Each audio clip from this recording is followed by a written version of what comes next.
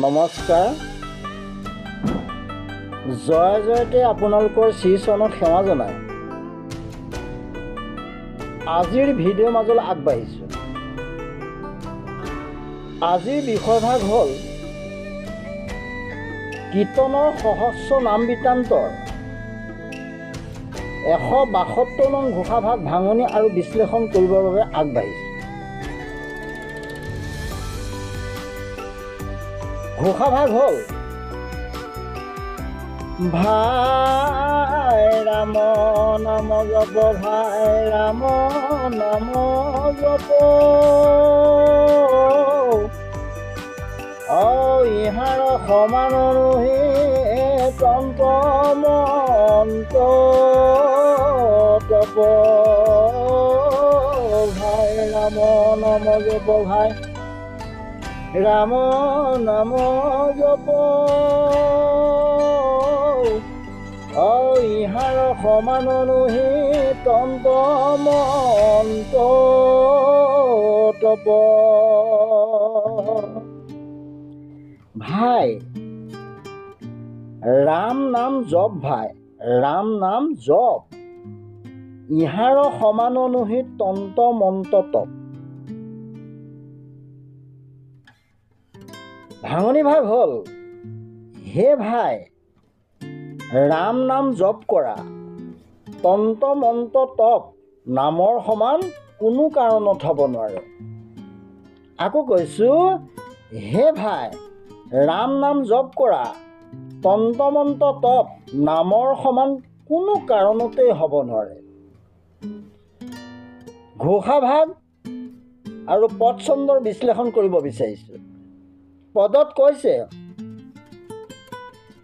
শুনিও পাৰ্বতী মই পুজিলো হৰিক,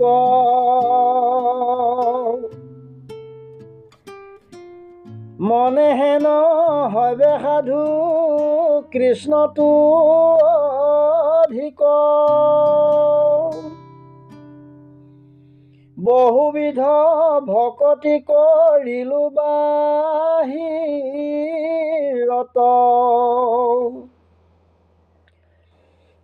সদায় নুগুচে মোৰ কপট চিত্ৰত।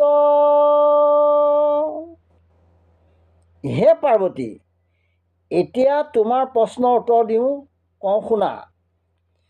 কৃষ্ণতকৈ শ্ৰেষ্ঠ হ'ম বুলি মই হৰিক অনেক পূজা কৰিলোঁ। বাহিৰত দেখাই মই অনেক ভকতি কৰা দেখুৱালোঁ যদিও মোৰ মনত কপট ভাৱ নুগুচিল। হে পাৰ্বতী, মই তোমাৰ অন্তৰৰ কথা ক'লোঁ। মাধৱৰ প্ৰতি মোৰ অহংকাৰ দূৰ নহ'ল। যদিও মই কপট ভকতি কৰিছিলোঁ, তথাপিতো ত্ৰিজগতৰ প্ৰতি অন্তৰ্যামী হৰি মোৰ প্ৰতি তুষ্ট হ'ল। মোৰ কপট ভক্তিতে তুষ্ট হৈ ভকত বৎসল হৰিয়ে মোৰ কুশল চিন্তা কৰি দিব্য ৰূপ ধৰি মোক দেখা দিলে। মই পৰম উৎসুকে হৰিক নয়ন ভৰি চালোঁ।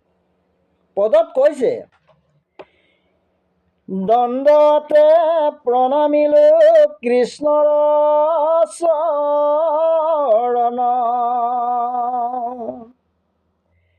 পাছে নাৰায়ণে মোক বুলিলা বচন, মুটু কৰি তোমাৰ অধিকে হয় মান, যেন মতে হয় তাৰ কহিব কাৰণ, তোমাক পুজিব মই পৃথিৱীক গয়া, তজু যশ বহাইবতো মাতবৰ লয়া, দাপৰ যুগত আদি তেতাৰ অন্তত, অৱতাৰ হয় বহু আপুনি জগতত। মই দণ্ডতে কৃষ্ণৰ চৰণত পৰি প্ৰণাম কৰিলোঁ। পাছত নাৰায়ণে মোক ক'লে, তোমাক মোতকৈ অধিক মান কৰিব। কিয় বেছি মান কৰিব তাৰ কাৰণ কওঁ শুনা। মই পৃথিৱীত অৱতাৰ গ্ৰহণ কৰি তোমাৰ পূজা কৰি তোমাৰ পৰা বৰ লৈ তোমাৰ যশস্যা বৃদ্ধি কৰি ত্ৰেতা যুগৰ অন্তত আৰু দ্বাপৰ যুগৰ প্ৰথমতেই মই পৃথিৱীত অৱতাৰ গ্ৰহণ কৰিম। এতিয়া তুমি মোৰ মতে কাম কৰা। তুমি শাস্ত্ৰ ৰচনা কৰি মানুহৰ লোভ বৃদ্ধি কৰা। আগম শাস্ত্ৰ ৰচনা কৰি মানুহক পাৰ্থিৱ সুখৰ প্ৰতি লালায়িত কৰা। তাকে দেখি মানুহৰ মোৰ প্ৰতি শ্ৰদ্ধা কমি যাব। মাধৱৰ কথাত লাজ পাই মই ভয়ে ভয়ে প্ৰণাম জনাই ক'লোঁ, সহস্ৰ ব্ৰহ্মবধ কৰিও লোকে তোমাৰ সেৱাৰ যোগেদি উদ্ধাৰ হ'ব। তোমাৰ প্ৰতি অহংকাৰ প্ৰদৰ্শন কৰা পাতকীৰ কোনো নিস্তাৰ নাথাকে। তেনে লোক 100 কোটি কল্প নৰকত পচি থাকে। হে প্ৰভু, মই কৰা তেনে কৰ্মৰ পৰা হোৱা সেই পাপৰ পৰা কেনেকৈ নিস্তাৰ হ'ম তাৰ বাবে উপদেশ দিয়া। আগম শাস্ত্ৰ ৰচনা কৰি যদি মই তোমাক হেয় কৰোঁ, তেন্তে সেই পাপৰ পৰা মই কোনো কালেই উদ্ধাৰ হ'ব নোৱাৰিম। মাধৱে তেতিয়া শিৱপিতাক ক'লে, মোৰ নাম ল'লে পাপৰ অধোগতি হ'ব। মোৰ সহস্ৰ নামৰ দ্বাৰা তুমি সকলো পাপৰ পৰা মুক্ত হ'বা। তুমি মোৰ সকলোতকৈও প্ৰিয় হ'বা। মোৰ নামে তিনিও লোকক পবিত্ৰ কৰে। মোৰ নাম লৈ লোকে মোক্ষও লাভ কৰিব পাৰে। মোৰ নাম ল'লে মোৰ চৰণত ঠাই পায় আৰু লোকে যিভাৱে বাঞ্ছা কৰে সেইভাৱেই ঐশ্বৰ্য প্ৰদান কৰে। হে শংকৰ, তুমি দৃঢ় কৰি জানিবা যে মোৰ বাক্য কেতিয়াও অথলে নাযায়। মোৰ নাম ল'লে মনৰ অভিলাষ মতে সকলো পাবা। পাছত হৰিয়ে আমাৰ আগত সহস্ৰ নামৰ কথা ব্যক্ত কৰিলে। প্ৰভুৰ মুখেৰে সহস্ৰ নামৰ বিষয়ে শুনিলোঁ। সেই নাম মনত ধৰি মোৰ সৰ্বকামনা পূৰণ হ'ল। সেই নামকেই মই মনত জপ কৰি থাকোঁ। তুমি মোৰ অৰ্ধাংগিনী হোৱাৰ কাৰণেই সকলোবিলাক খুলি ক'লোঁ।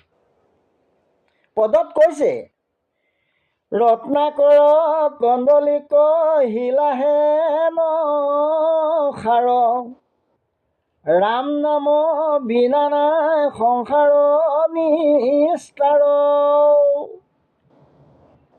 জানিয়া যতনে মাধৱৰ নাম ধৰা, আৰু ৰাম নাম ভাবিয়া সংসাৰ সুখে তৰা।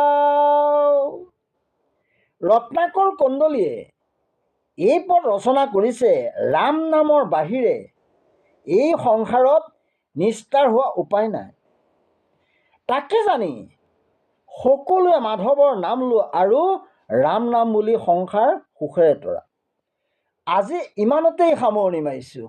ॐ विष्णु ॐ विष्णु ॐ विष्णु।